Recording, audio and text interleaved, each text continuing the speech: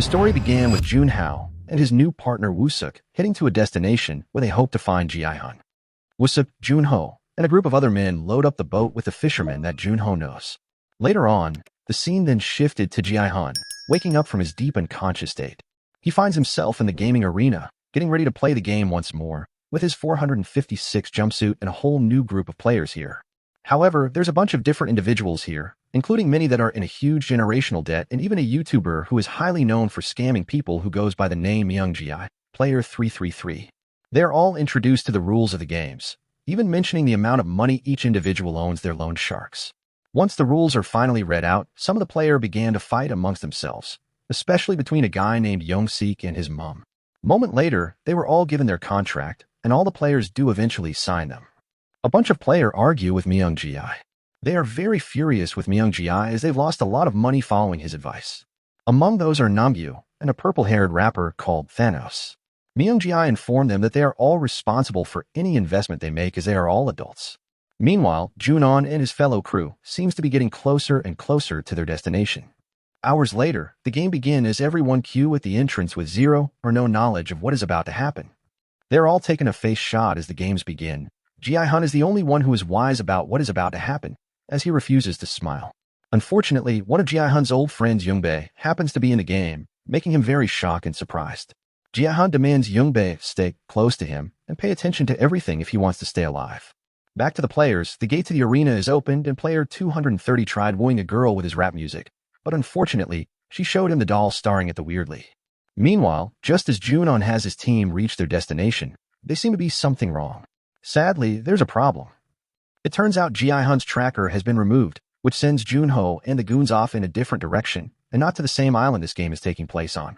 A moment later, Gi-hun realized this, and immediately tried warning everyone to listen to the rule and play the game if they want to stay alive, although some doesn't believe this could be real.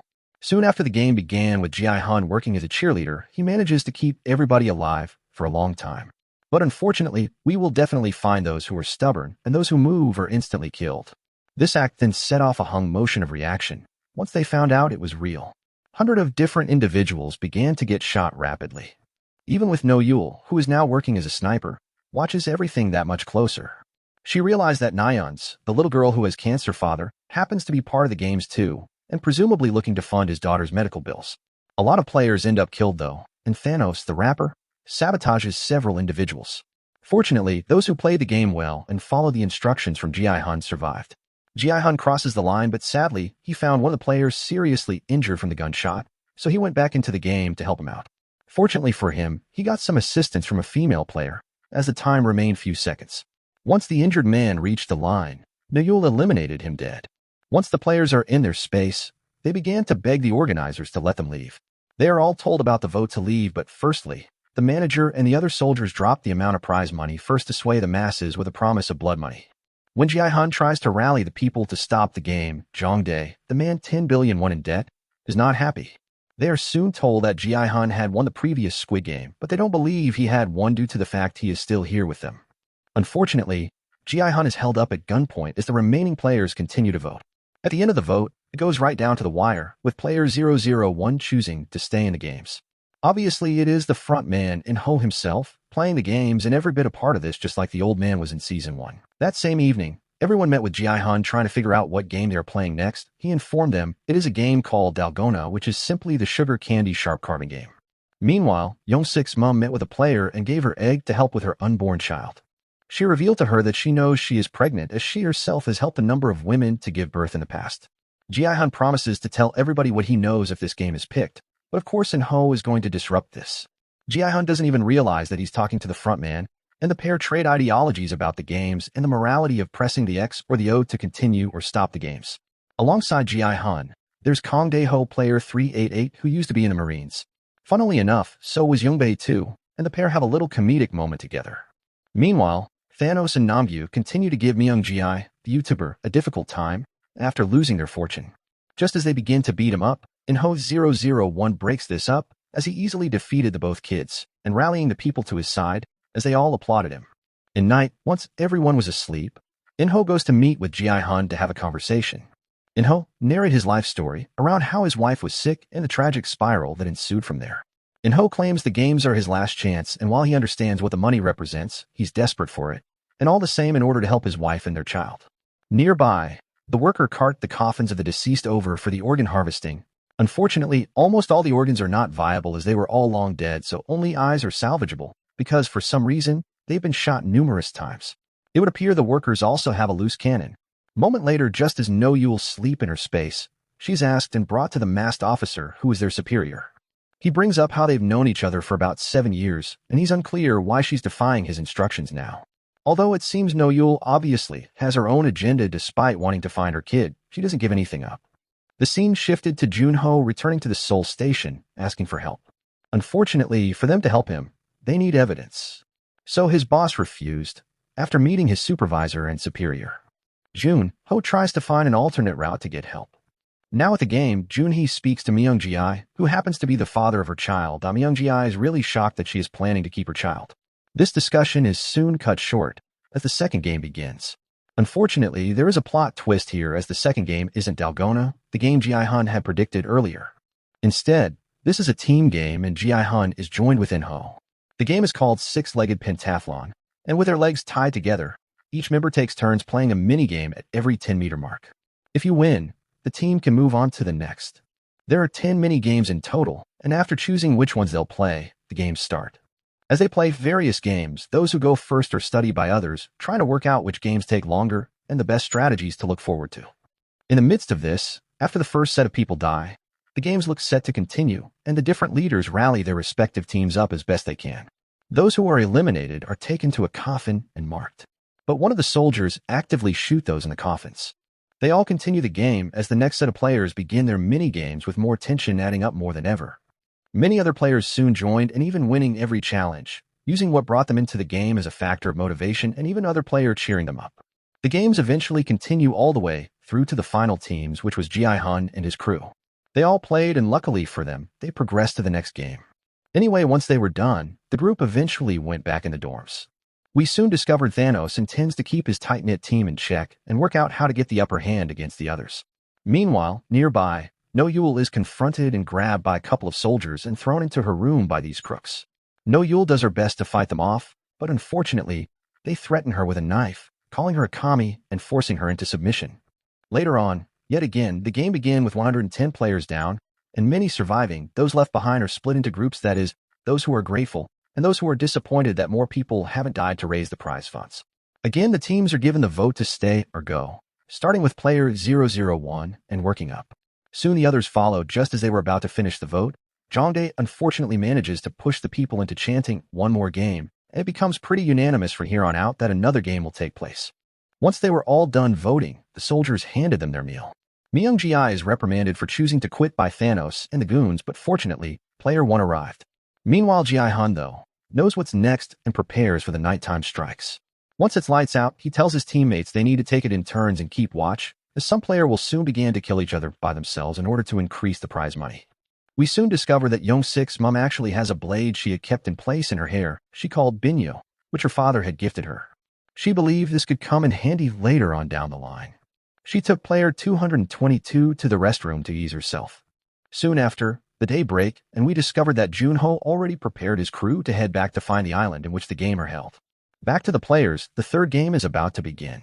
As it does, everyone began to panic as the timers start the 30 seconds countdown as the game is called Mingle. The rules of this game include the middle platform rotating, and when they hear a number, they have to form groups of that size and go into rooms. Once they were all in, those who were left outside were instantly killed while Gi-hun watched. The game continued again, and this time, even those behind the doors with the raw numbers inside are also killed too, as there is no place to hide. They continue to play this deadly game. Soon later, as the game goes right down to the wire, Young-sik and his mom are separated when they need to pick 3 to go inside the rooms. In-ho works to rile up Young-sik's mom, claiming that she has been abandoned by her own son, but she refuses to believe this. The others still haven't caught on to what he's doing yet. Young-sik does survive. The game commences again, and sadly, Young-mi ends up killed, which shocks Yeon-ju, who's racked with pain. Although, despite Myung-ji shutting the door and locking it, he did save everyone inside that room, so the morals of those inside are conflicted, as they believe he was right. The purpose of this game is to go down to 100 players, and they're going to keep going until they reach that point. They got to the final round. The They proceed with the game, and it is a nightmare as all these individuals we know race for the doors. A whole bunch of individuals, but Jun-ho ends up killing someone inside the room with him and Yoongbei, so they survive.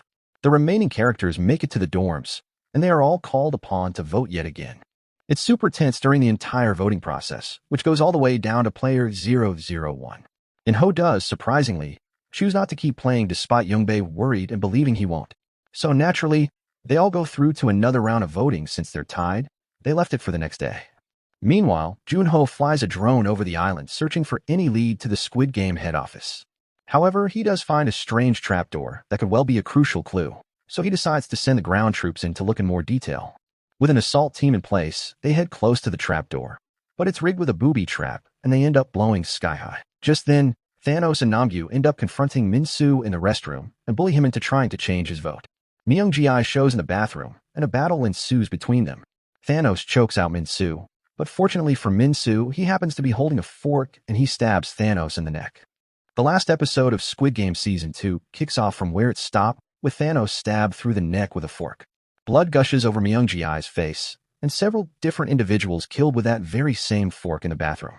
While the soldiers stand outside the door, doing nothing to stop it, the prize fund kept on increasing as many dies. The individuals from the bathroom arrive to inform the others of the fight they had earlier. However, these deaths causes an even bigger rift between the two teams. Out at sea, the captain is found messing with the drone, and unfortunately, he stabs the drone pilot several times and then throws him overboard to hide the evidence.